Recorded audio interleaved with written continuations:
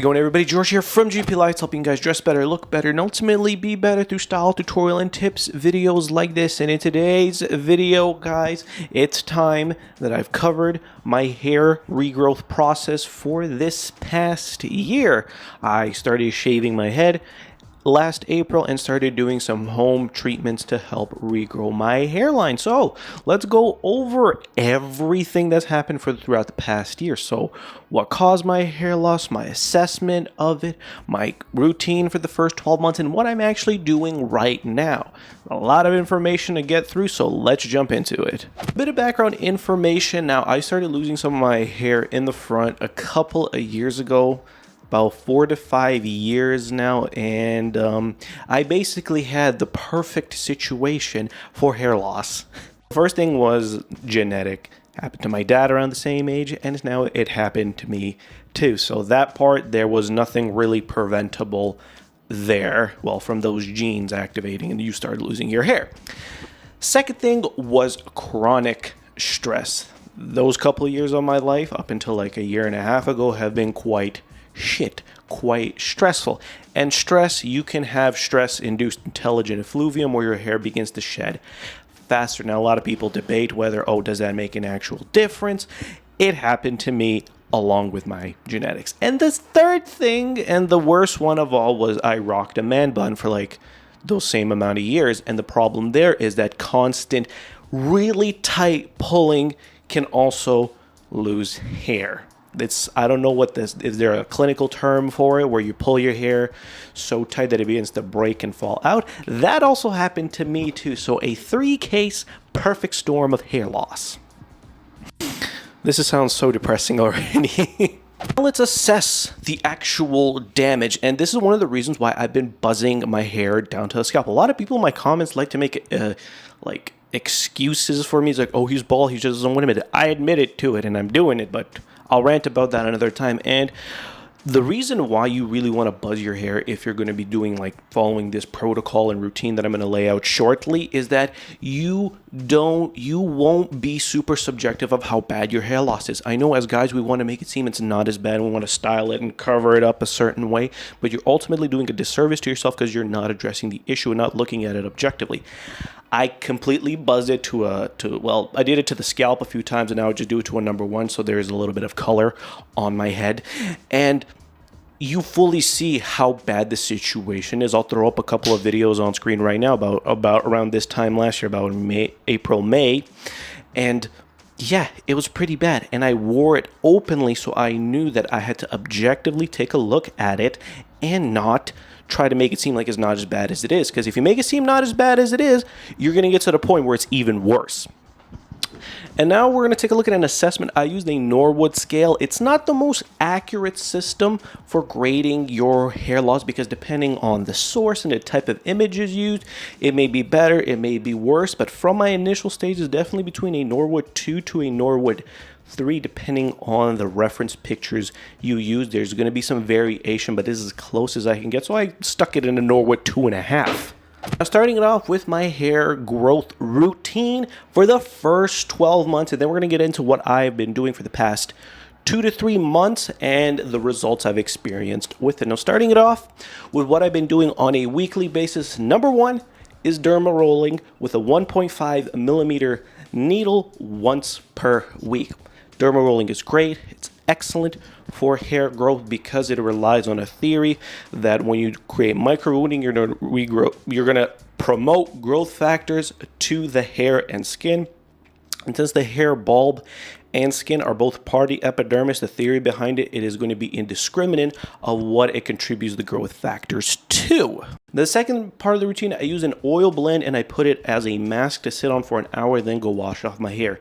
The blend contained coconut oil for antibacterial and hair nourishment, contained mint or peppermint oil for increasing circulation, rosemary oil because some studies have shown it is effective as 2% minoxidil, and this also stimulates nerve endings, vitamin E for collagen production, and it's also soothe the skin, and almond oil for soothing that skin post derma rolling because it can be a little bit intensive and quite painful. Now, on the daily basis, I had a second oil blend that was just made of peppermint oil and rosemary oil, and I will apply a 0.5 milliliter drop to each side. And the reason why I was using mint and peppermint oil is because there are some studies that show that it actually does promote new hair growth. Not a lot of studies, not super conclusive information, but one study I looked at who used it showed that rosemary oil is as effective as 2% minoxidil. But when you really go by minoxidil, it's the 5%, not 2% when it comes to actual hair growth, which we're going to get on that later. We're foreshadowing a little bit. And the second part was that peppermint oil, which is shown to be a vasodilator and actually helps get more circulation to the bulb and helps new vellus hairs grow deeper into the scalp. Again, this was only a couple studies, nothing super conclusive, but definitely worth to try. The next part of the routine is obviously how I was washing and conditioning my hair. I would just wash it twice a week, shampoo and conditioner. I was using these natural hair stimulating with like keratin or biotin shampoos and conditioners, and using a scalp massager. One thing about the scalp massager, first thing, is it's not for stimulating hair growth. It doesn't work that way. What it does is it soothes the scalp and it helps with getting rid of any dandruff or dead skin and dryness that you might experience from all the stuff that you're using. It's really to keep the scalp as healthy as possible, which is going to help the hair growth overall because you're keeping the hair as healthy as. Last thing was a daily natural hair growth supplement that I was taking, and it came out to around $60 a month. Now let's take a look at the results experienced for the first 12 months of using this. Let me throw up that before and after on screen right now. Sorry again for any vertical footage. I think the first video I took was in the car. Another thing, I tried to keep my hair at the same length for both videos, so between a number 1 and number 2 guard, so between 3 and 6 millimeters for those who want to be precise. And look, and here are some of the things that I've noticed throughout the first year. Number 1 is natural hair growth supplements are pretty much BS. They're overpriced. You can get the same ingredients and dosage of vitamins and minerals from taking a multivitamin and biotin 10,000, which is not going to run you $60 a month. It's going to run you closer to like $20 every 2.5 to 3 months. So needless to say, after April, I cut that out of the routine completely. Second biggest thing why I was kind of a little bit disappointed with some of the results for the first year is maybe my expectations were a little too high for using some of the completely natural stuff. I would say so, is that with a lot of natural stuff and oil blends, there is a lot of trial and error for when you figure out a good dosage of each oil to put on, well, mix it together and then apply it to the scalp. So once you figure out what works, then you're sort of playing catch up for those few months where you basically got no results. Third thing, and the biggest thing, is that these little derma rollers suck. Their biggest issue is that they don't get to the length that is mentioned. The problem is because it's on a wheel and it comes down to the skin on an angle, causing too much tearing of the skin and not enough puncture of the skin. And if you keep your hair a little longer, it will pull and break some of your hairs and you just basically end up losing a lot of progress.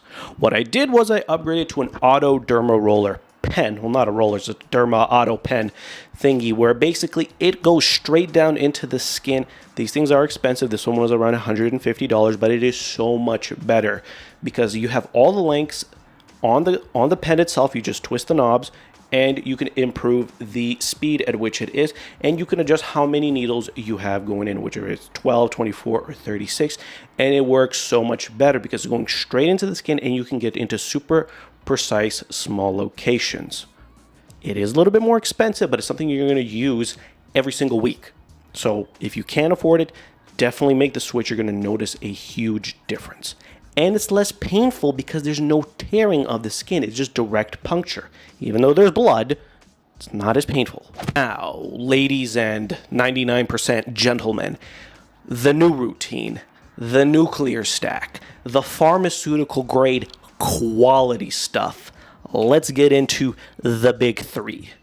5% minoxidil, Nizoral ketoconazole shampoo, 1 milligram finasteride daily. Let's break down the new routine. What I'm keeping is the weekly microneedling at 1.5 millimeter to now I'm upgrading it to 2 millimeters weekly with the natural hair oil blend from the previous routine because it is a great supplement. It's not going to be what's primarily causing the new hair growth. It's going to be nourishing and promoting and making that new hair as healthy as possible. It worked, not as well, but it still has a lot of benefits, which you should keep in. Daily is a 5% minoxidil, half a milliliter drop on both sides. I'm using the Kirkland minoxidil. I know it's bummy, it's not quality. It does make your scalp itch because of the glycerol in there, but it's cheap and convenient. And to be honest, if you get a 6-month supply of it, it is cheaper than buying, for example, your rosemary and peppermint oil to create basically your own natural version of it. If you buy a year supply, it's even cheaper.